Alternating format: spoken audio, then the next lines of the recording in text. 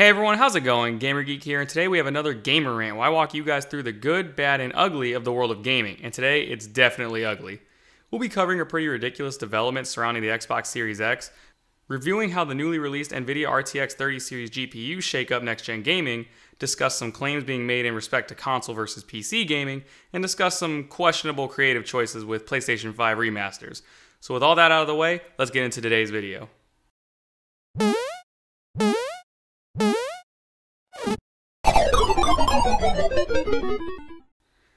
As you all know, with the dawn of next-gen gaming just over the horizon, pre-orders for the PlayStation 5 and Xbox Series X are a hot commodity. We've already discussed how the PlayStation 5 pre-orders left a lot to be desired initially, but it seems Sony is really stepping up, and I've yet to see any similar issues surface about their console. Looking over at Microsoft, though, we have an entirely different story on our hands. Now, before I go any further, I want to preface this by saying this situation is not entirely Microsoft's fault, though they are partially to blame. We saw a massive spike in sales for the Xbox, according to Amazon Sales Analytics, just not for the correct Xbox. Given the similar console names Xbox One X versus Xbox Series X, there were a ton of orders for the last generation console by mistake, and I do mean tons. Sales Analytics showed the Xbox One X spiking at over 700% in sales in Amazon due to the confusion. Now, like I said earlier, this isn't entirely Microsoft's fault. The argument could easily be made that consumers should research and know what they're spending over $500 on when making the purchase. So people mistakenly buying the wrong console can be seen as just a dumb mistake, with one online article I found stating that you have only yourself to blame for it. Is it really that simple though? I mean, are we really letting it slide that Microsoft is just blatantly misleading customers based on the name of their consoles? I mean, come on, the title Xbox Series X is only different by one goddamn word from the previous generation. Look at the PlayStation line, being labeled in a simple numeric order. Is there any reason Microsoft couldn't do that? I was never a fan of the Xbox console names to begin with, because they follow no reasonable pattern I can see. But now parents are accidentally throwing away hundreds of dollars on the wrong system, and some online reviewers would have you blame them. Why not tell Microsoft to start using better names for their consoles? We had the Xbox, then the Xbox 360, then the Xbox One, which was upgraded to the Xbox One X, and now we have the Xbox Series X and Series S. Yes, listing them out makes it sound even dumber, honestly. I mean, seriously, why the ridiculous names? They don't even flow together nicely. At this point, I'm just convinced Microsoft executives can't count. Moving on, though, I want to take a look at the new NVIDIA 30 series GPUs and PC gaming as a whole. With the release of these new graphics cards, I want to talk about what they mean for PC gaming in terms of graphical quality and discuss the impact they have on gaming as we move towards the next generation of game development. I'm going to start by saying your wallet will hate your guts when you buy this component. No, you won't necessarily go bankrupt assuming you buy the lower end 3070 models, but your account will suffer a royal kick to the nuts when you drop about $1,500 on the monster that is the 3090. Is it worth it though to invest in a 30 series NVIDIA GPU, given the fairly high price? Yes. Do you even need to question it? It's entirely worth it to get one, assuming you can find one. It seems like they're constantly selling out as soon as they become available, which should speak to the validity of the product. It does what it does well, and people desperately want it. The 30 series GPUs are capable of gaming at up to 8K resolution. That's, to put it bluntly, insane. 8K gaming with consistent frame rates is just mind-bogglingly awesome. Not to mention NVIDIA is constantly coming out with game-ready drivers to improve stability of the component and ensure it can keep up with game developers. I won't get into the technical details of the graphics card. The information is readily available on the NVIDIA website for those interested, but I will say that these cards are really pushing PC gaming over the edge. That also leads into something else, though, that I wanted to address, surrounding PC gaming as a whole. See, with the release of the new consoles comes the argument about whether or not consoles are capable of surpassing PCs in terms of gaming. Whether or not you enjoy console versus PC is entirely subjective, whatever floats your boat, really.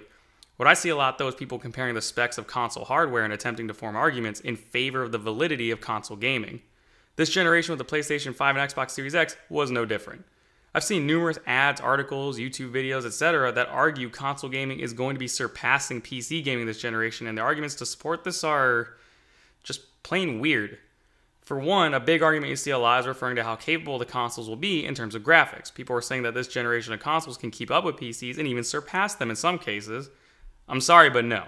Look, I love console gaming too. I'm not hating or putting anyone down. If you prefer consoles, more power to you, but we can't just start making shit up, guys.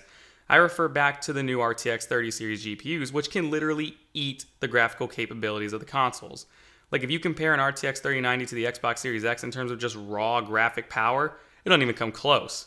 Again, this isn't meant to put anyone's preferred choice of gaming down. I'm just saying people need to be realistic. Another thing people constantly mention is the utilization of SSDs in newest consoles, claiming that the introduction of NVMe's in consoles will give them faster load times in-game than most PC builds. One article in particular claimed PC gaming would hold the gaming community back as PC gamers refuse to upgrade from HDDs to SSDs. I'm sorry, but what? That doesn't even make any sense. Sure, HDDs are still manufactured and purchased, but to anyone who's bought or built a gaming PC anytime recently, have you ever encountered PC gamers refusing to make the switch?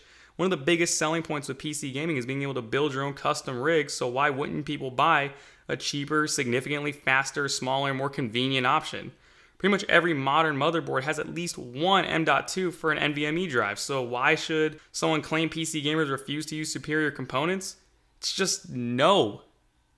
Speaking of failed logic though, in regards to consoles, let's take a look at the new Spider-Man PlayStation 4 Remastered Edition set to be released on the PlayStation 5. I have only one way to describe this game: beautiful. The environments, the view distances, the shaders, everything else included is just amazing. I remember thinking the PlayStation 4 Spider-Man looked good when it came out, and now I'm looking at it like it has PlayStation 2 graphics in comparison. Like, there really isn't much to say about the game. It's had some serious polish and looks absolutely amazing. Now, as far as I'm aware, the remaster is really only affecting the game cosmetically. There won't be any major changes to the game itself past the stunning visuals, and one not so stunning. Poor Peter Parker. He really got the short end of the stick on this one. His face is just ew. Like, I can tell they were going for a greater sense of realism, but it's weird to see his, and only his, face change while everyone else looks somewhat the same. He looks more detailed, not enough to be 100% realistic, but not far enough away that it isn't off-putting. But they left the other NPCs relatively untouched. Why? Like, it forces you to notice the dramatic change in the new game's main character, and it wasn't even a good one. No hate to the developers, I love their work personally, but I think they dropped the ball on this one. Had they left Peter's face alone, I'd have zero complaints. Then again, it is entirely subjective. I want to hear what you guys think. Let me know in the comments whether you think the Spider-Man remaster looks any good, and definitely give me your thoughts on the other topics we touched on in today's video. I highly encourage you all to look into the PC gaming versus console gaming debate too, just to see how weird some claims are for each side when examined a bit closer. Don't just take my word for it, because what do I know, right? I'm just a gamer geek. Thanks for watching, and I'll see you guys next time.